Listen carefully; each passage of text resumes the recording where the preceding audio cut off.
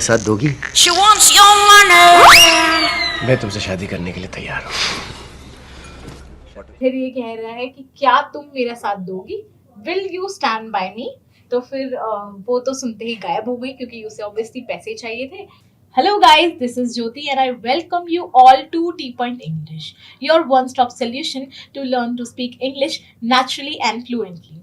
अगर आपको इंग्लिश आती है बट यू आर हेजिटेंट और under confident to speak, then this channel is for you. आप एकदम सही जगह आए हैं। हम यहाँ पे अलग अलग मेथड से इंग्लिश सीखते हैं। आज हम लेकर आए हैं आपके लिए एक बहुत ही फेमस, बहुत ही क्लासिकल मूवी कल हो ना हो, जिसके साथ हम आज इंग्लिश सीखने वाले हैं। हम लेने वाले हैं इसका बहुत ही इंटरेस्टिंग सा सीन, जिसे हम पहले सुनेंगे और उसके बाद में उसका वर्ड टू वर्ड ट्रांसलेशन करेंगे। आपको सिर्फ वीडियो देखना नहीं है, आपको वीडियो देखते देखते एक काम करना है। वो काम ये है कि आपको साथ साथ में खुद भी ट्रांसलेशन करना है वीडियो को पॉज करते हुए, ताकि आपको पता चले कि आपका लेवल क्या है, आप कहाँ स्टैंड कर रहे हैं, कहाँ पे इम्प्रूवमेंट का स्कोप है। इससे आपका दिमाग एक्टिव होगा और आपको, जैसे हम क्योंकि नेटिव स्पीकर्स हैं तो हमारे साथ क्या होता है, जब हम इंग्लिश बोलने लगते हैं हमारा फर्स्ट थॉट होता है हिंदी में, फिर हमारा दिमाग हिंदी में सोचने के साथ साथ साइमल्टेनियसली उसे इंग्लिश में ट्रांसलेट कर रहा होता है। तो इसी वजह से हमें बहुत दिक्कत आती है, हम हमेशा वर्ड टू वर्ड ट्रांसलेशन में फंस जाते हैं, जबकि हमेशा वर्ड टू वर्ड ट्रांसलेशन करना सही नहीं होता। क्योंकि बहुत बार एक लैंग्वेज है, लैंग्वेज को बोलने का तरीका होता है। एक लैंग्वेज से दूसरी लैंग्वेज में कोई बात को बोला जाएगा तो वो तरीका भी हमें थोड़ा बहुत तो चेंज करना पड़ेगा ही। और उसी की प्रैक्टिस करवाने के लिए हम लेते हैं हिंदी के डायलॉग्स, ताकि हमारा जो ब्रेन है इस चीज़ को लेके एक्टिवेट हो जाए, हैबिचुअल हो जाए कि हम हिंदी की ट्रांसलेशन इंग्लिश में करें, पर हम ये भी देखें कहाँ पे वर्ड टू वर्ड ट्रांसलेशन चलेगा और कहाँ पे उसे थोड़ा सा चेंज करना पड़ेगा और ज़्यादा नेचुरल और ज़्यादा प्रो साउंड कराने के लिए। तो चलिए बिना देरी के आज का सेशन शुरू कर लेते हैं। Oh my god. Yes. Yes. Yes. Yes. Yes, I will marry you. अब देखिए सीन की शुरुआत हो रही है, जहाँ पे ये सबसे पहले शैम्पेन का सिप ले रही है और फिर उसके मुंह में एक रिंग आई और वो रिंग देख के कह रही है yes I will marry you. देखिए ये बहुत ही कॉमन तरीका है वेस्टर्न कंट्रीज में किसी को भी शादी के लिए प्रपोज करने का। तो इसीलिए यहाँ पे भी वही सीन चल रहा है, जहाँ पे पर एक्चुअली बात ये है कि ये एक्चुअली इसे प्रपोज नहीं करना चाह रहा है, इसने ये रिंग खुद प्लांट की है ताकि ये इसे शादी के चक्कर में फंसा सके, क्योंकि वो बहुत रिच है। आगे तो अंडरस्टैंडेबल है, आप समझ ही सकते हैं आगे क्या बात है। तो ये कह रही है oh my God yes yes yes yes I will marry you. तो ओ माय गॉड, देखिए ओ माय गॉड हम कहते हैं, ये एक ऐसा एक्सप्रेशन है जो जनरली यूज किया जाता है जब हम या तो सरप्राइज होते हैं या शॉक्ड होते हैं। तो यहाँ पे ये डेफिनेटली सरप्राइज्ड है, तो ये कह रही है ओ माय गॉड। हैप्पीनेस में, सैडनेस में, उन सब फ्रस्ट्रेशन, उन सब चीज़ों में भी कहा जाता है, बट मेनली जो ये एक्सप्रेशन है ये यूज़ किया जाता है सरप्राइज या शॉक बताने के लिए। वो एक हैप्पी सरप्राइज हो सकता है, सैड हो सकता है, फ्रस्ट्रेटिंग कोई बात हो सकती है, पर वैसे इसे सरप्राइज के लिए या शॉक के लिए यूज़ करते हैं। फिर कह रही यस यस यस, हाँ यस हाँ I will marry you. Will तो इसलिए फ्यूचर है, मैरी शादी करना, यू तुमसे, तो मैं तुमसे शादी करूंगी। Ladies and gentlemen, he just proposed to me.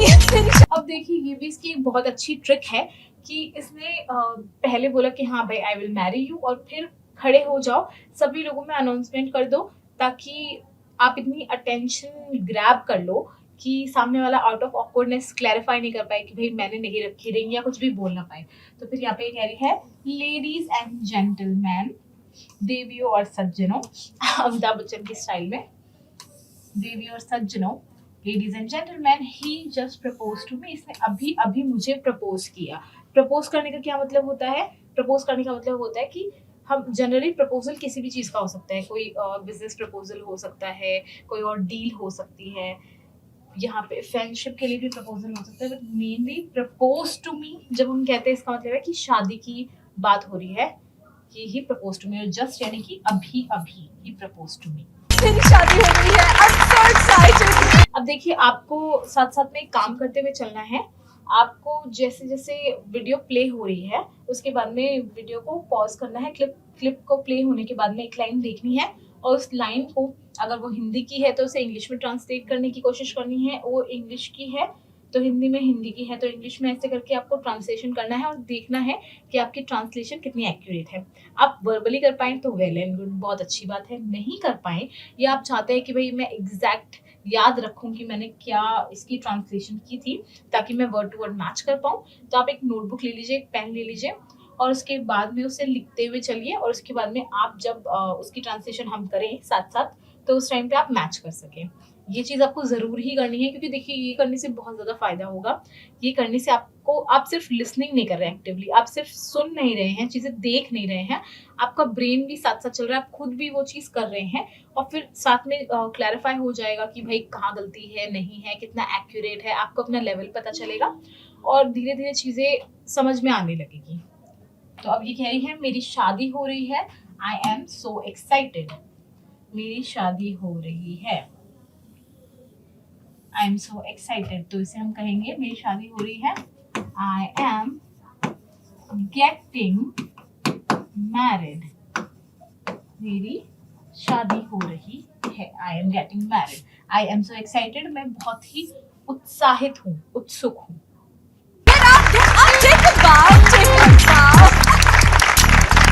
फिर ये कह रही है come on row, come on रो, क्योंकि इसका नाम रोहित है तो इसे शॉर्ट में कहते हैं रो, तो कह रही है कम ऑन रो, get up, take a bow, तो कम ऑन हम कहते हैं चलो चलो यार, तो ये कह रही है चलो, रो, गेट अप यानी कि उठ जाओ, गेट अप उठ जाओ। देखिए स्टैंड अप और गेट अप दोनों किसी को हम खड़े होने के लिए जब कहते हैं तो कहते हैं, लेकिन स्टैंड अप कभी कभी इम्पोलाइट साउंड कर सकता है, गेट अप और ज़्यादा कॉमनली यूज़ किया जाता है। हम स्टैंड अप ज़्यादा यूज़ करते हैं क्योंकि हमें बचपन से वो लिटरल मीनिंग सिखाया गया है, सिट डाउन, स्टैंड अप, पर stand up is more like कि आप किसी को ऑर्डर दे रहे हैं। Get up is normally friendly saying, casually saying get up, उठ जाओ, तो कह रही है उठ जाओ। टेक अ बाउ क्या होता है? देखिए बाउ मतलब होता है कि जब आप किसी को झुक के अपना आदर दिखाते हैं, ग्रैटिट्यूड दिखाते हैं, किसी के आदर में झुकते हैं, जैसे कि जापानीज लोग करते हैं, जैसे कि चाइनीज लोग करते हैं, वो झुक के प्रणाम करते हैं, जैसे कि हम नमस्ते हाथ जोड़ के करते हैं, वो झुक के करते हैं। और आपने देखा होगा बाउ एक और कंडीशन में करते हैं, जब हमने किसी तरह की परफॉर्मेंस करी है और उस परफॉर्मेंस के एंड में सब लोग हमारे लिए ताली बजा रहे हैं, तो ताली बजाते हैं तो हम लास्ट में ऐसे करते हैं, हम झुक के यूं करते हैं, तो उसका मतलब होता है कि भाई हम सामने वाले का ग्रैटिट्यूड जता रहे हैं कि चलो भाई अच्छा है, यू लाइक्ड इट, या फिर आप मेरे लिए ताली बजा रहे हैं तो उसका हम ग्रैटिट्यूड शो कर रहे हैं। तो कह रही है टेक अ बाउ।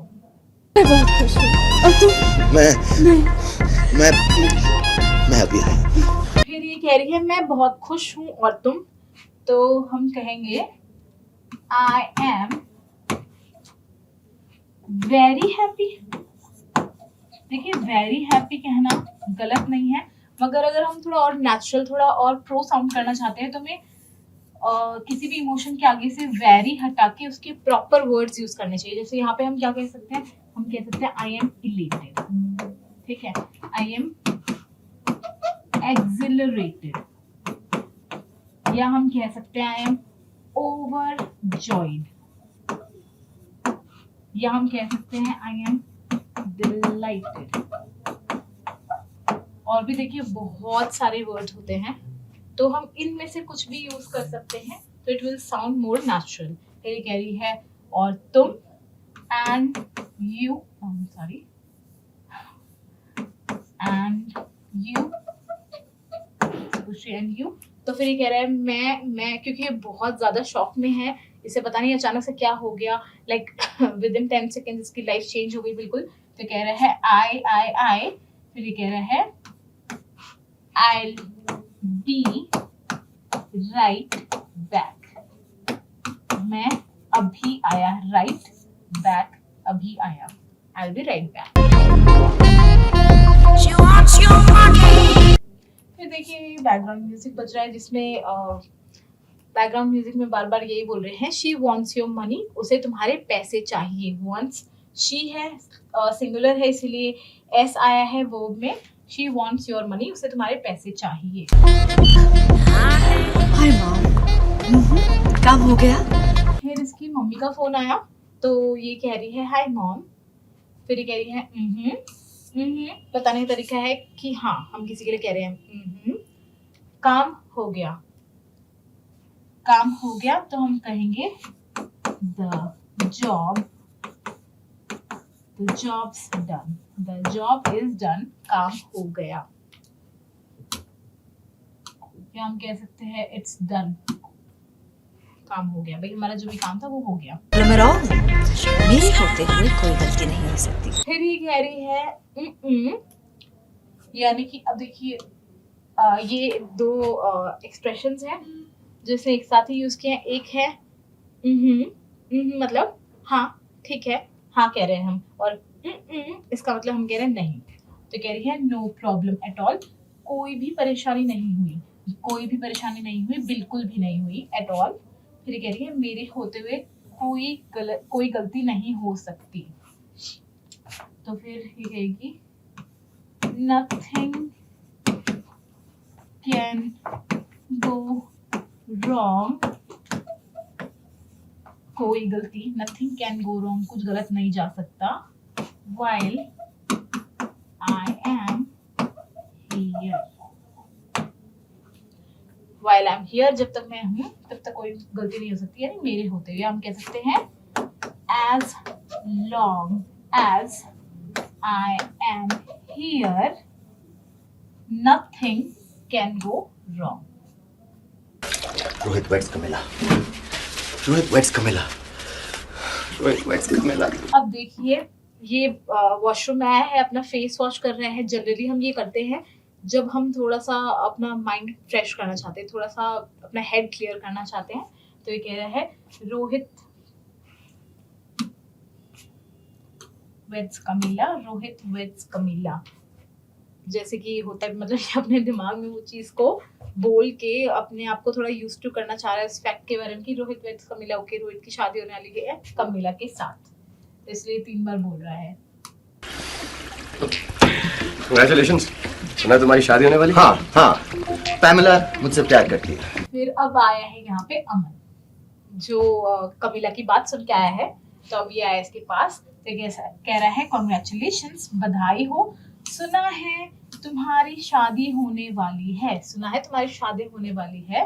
तो हम कहेंगे इसे I hear you are getting married, तुम्हारी शादी होने वाली है, I hear you are getting married. तो फिर ये कह रहा है हाँ पैमेला मुझसे बहुत प्यार करती है, तो हम कहेंगे यस हाँ पैमेला, इसे अपनी हो चुकी जबरदस्ती की फियांसे का नाम भी नहीं पता, कह रहे हैं पैमेला मुझसे प्यार करती है, पैमेला लव्स मी, क्योंकि देखिए ये सिंगुलर है तो इसलिए एस लव्स मी। आप आई होप साथ साथ में ट्रांसलेशन करते हुए चल रहे हैं, आई होप कि आपकी ट्रांसलेशन काफी हद तक सही हो रही है। कई छोटी मोटी मिस्टेक है तो चिंता मत करिए, धीरे धीरे जैसे जैसे हम इस प्रैक्टिस में चीज लाते जाएंगे, जैसे जैसे हम करते जाएंगे, इस तरह से इन क्लिप्स के साथ में प्रैक्टिस करते जाएंगे, वैसे वैसे आपकी ट्रांसलेशन इम्प्रूव होती चली जाएगी। मिला है और वो सिर्फ तुम्हारे पैसों से प्यार करती है।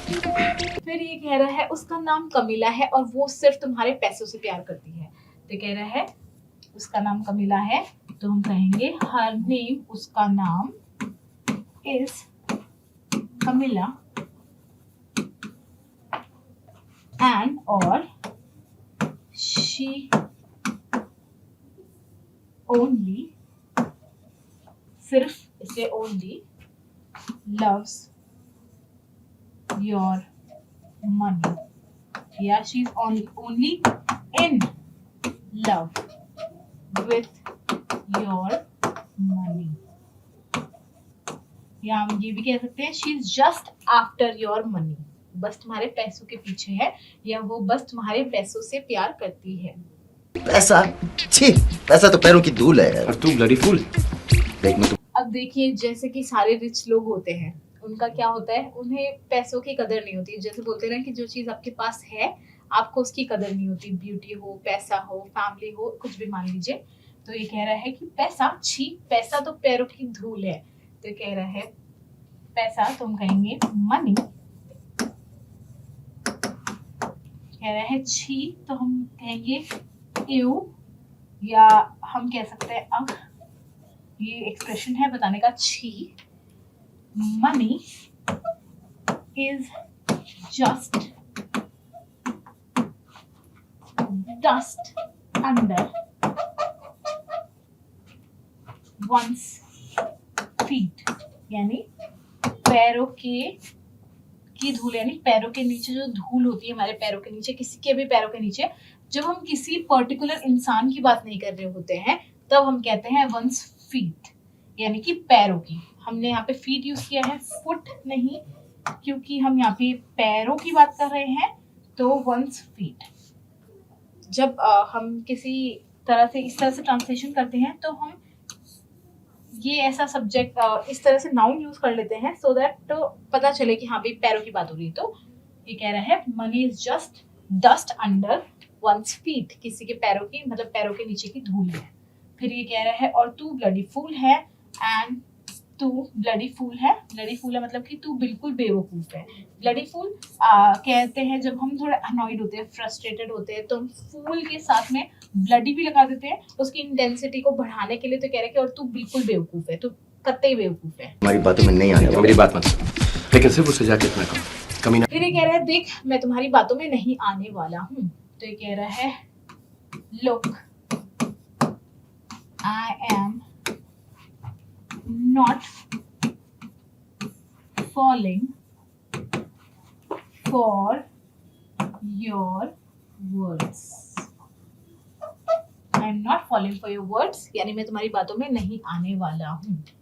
या फिर हम कह सकते हैं you can't manipulate me. I'm sorry, manipulate me. या फिर एक और बहुत फेमस तरीका है इंग्लिश में इस बात को कहने का, I am not buying it, यानी बाय करना मतलब यहाँ पे सच में खरीदना नहीं होता, इसका मतलब होता है कि भाई मैं ये बात पे विश्वास नहीं कर रहा। जब हम कहते हैं कि भाई तुम कुछ बोल रहे हो और हमें लगता है कि ये बस फेक रहा है, कुछ भी बोल रहा है, तो हम कहते हैं I am not buying it, मैं इस बात पे विश्वास नहीं करने वाला। फिर ये कह रहा है मेरी बात मत सुन, तो फिर हम उसे कैसे कहेंगे, हम कहेंगे डोंट लिसन टू मी।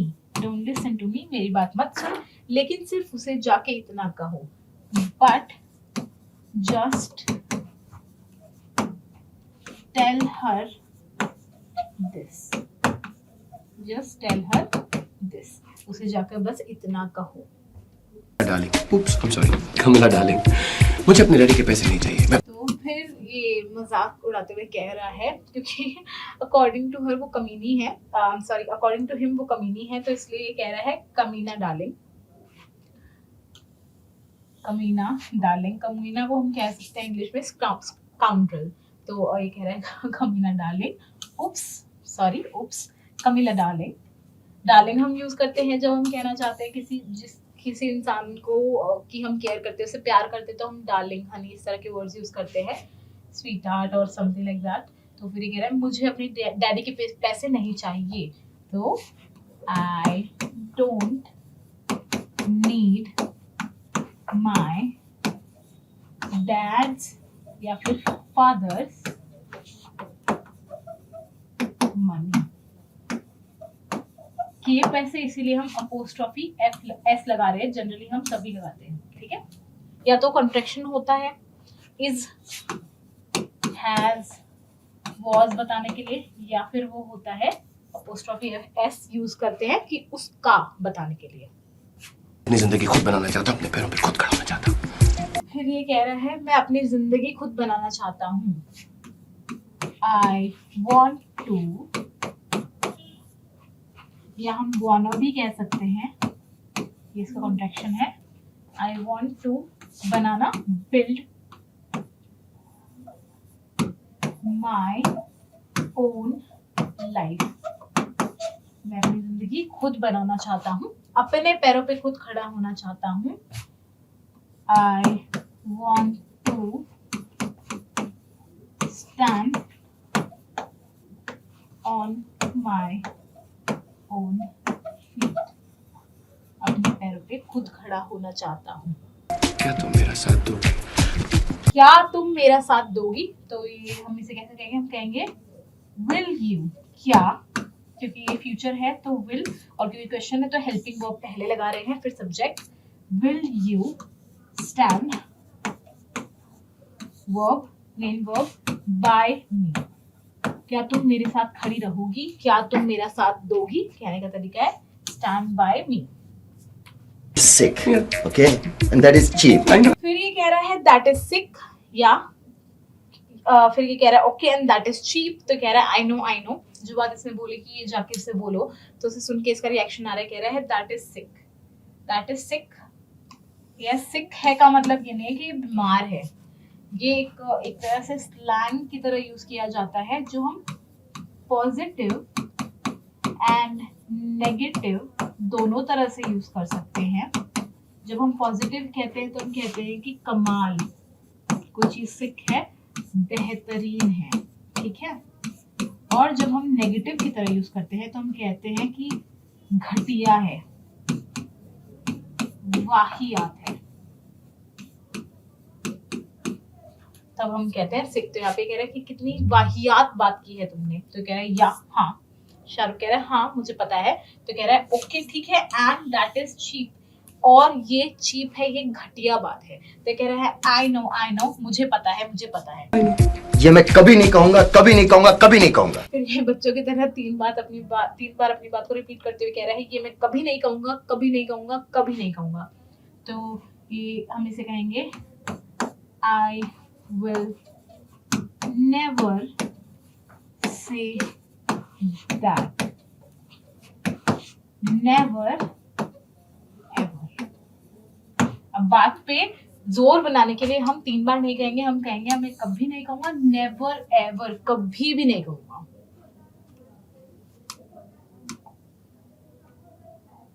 क्या आपने इसका सही ट्रांसलेशन किया था? हम तीन बार भी रिपीट कर सकते हैं, पर जब हम ट्रांसलेशन कर रहे हैं इंग्लिश में थोड़ा सा हर चीज को शॉर्ट बोलने की, शॉर्ट करने की आदत होती है, तो इसीलिए हम उसे उसका एम्फसाइज दिखाने के लिए कि उसने तीन बार कहा है तो हमने कह दिया never ever instead of repeating that again and again. Camila darling, मुझे अपने डैडी के पैसे बिल्कुल नहीं चाहिए। मैं अपनी मुझे नहीं चाहिए। और यहाँ पे आते ही इसने उसका रटा रटाया डायलॉग बोलना शुरू कर दिया। तो ये कह रहा है कमिला डार्लिंग, मुझे अपने डैडी के पैसे बिल्कुल भी नहीं चाहिए। तो जैसे हमने इसकी ट्रांसलेशन की थी तो हम कहेंगे I don't want my father's money, और बिल्कुल भी को कहेंगे at all. I don't want my father's money at all, मुझे बिल्कुल भी नहीं चाहिए। जिंदगी खुद बनाना चाहता हूँ और अपने पैरों पे खुद खड़ा होना चाहता हूँ। क्या तुम मेरा? फिर ये उसी की बातों को रिपीट कर रहा है, मैं अपनी जिंदगी खुद बनाना चाहता हूँ। I want to build my life, my own life, या फिर मैं I want to build my life on my own, मैं खुद से बनाना चाहता हूँ, या फिर और फिर अपने पैरों पे खुद खड़ा होना चाहता हूँ। I want to stand on my feet. मेरा साथ दोगी? मैं तुमसे शादी करने के लिए तैयार हूँ। फिर ये कह रहा है कि क्या तुम मेरा साथ दोगी? विल यू स्टैंड बाय मी? तो फिर वो तो सुनते ही गायब हो गई, क्योंकि उसे ऑब्वियसली पैसे चाहिए थे। और फिर ये कह रहा है, शाहरुख कह रहा है मैं तुमसे शादी करने के लिए तैयार हूँ। आई एम रेडी, तैयार हूँ, टू के लिए, मैरी यू, तो मैं तुमसे शादी करने के लिए तैयार हूँ। I am ready to marry you. तो हम आ गए हैं वीडियो के एंड पे। आपको तो पता ही है क्या करना है। आई होप आप सभी लोगों ने चैनल को सब्सक्राइब कर लिया है, ताकि आपको आने वाली सारी नोटिफिकेशन मिले। क्योंकि देखिए, कोई भी चीज़ सीखने के लिए एक दिन काफ़ी नहीं होता, एक वीडियो काफ़ी नहीं होता। आपको एक हैबिट फॉर्म करनी बहुत ज़रूरी है, जिसके लिए आपको सारे वीडियोस देखने ज़रूरी हैं। और आप जैसे जैसे वीडियोस देखते जाएंगे, आपको पता चलेगा, आप धीरे धीरे रियलाइज़ करेंगे कि बिना ज़्यादा मेहनत करे, बिना बोर हुए, बिना वो ट्रेडिशनल मेथड्स को फॉलो किए भी आप इंग्लिश बोल पा रहे हैं, आपको वो इंग्लिश बोलने का माहौल मिल पा रहा है। तो इसीलिए आपको सारे वीडियोस को कंसिस्टेंटली फॉलो करना है। देखिए आपको 15-20 मिनट हार्डली देने हैं और उससे आपका कितना ज़्यादा फायदा हो जाएगा। आपको वीडियो अच्छी लगी, विच आई एम श्योर कि आपको लगी ही होगी, तो वीडियो को लाइक कर दीजिए, वीडियो को अपने फ्रेंड्स के साथ शेयर कर दीजिए ताकि उनकी भी हेल्प हो जाए। और अगर आपकी कोई फीडबैक है तो वो हमें कमेंट करके बताइए। हम आपसे मिलते हैं नेक्स्ट वीडियो में, तब तक के लिए good bye and thank you.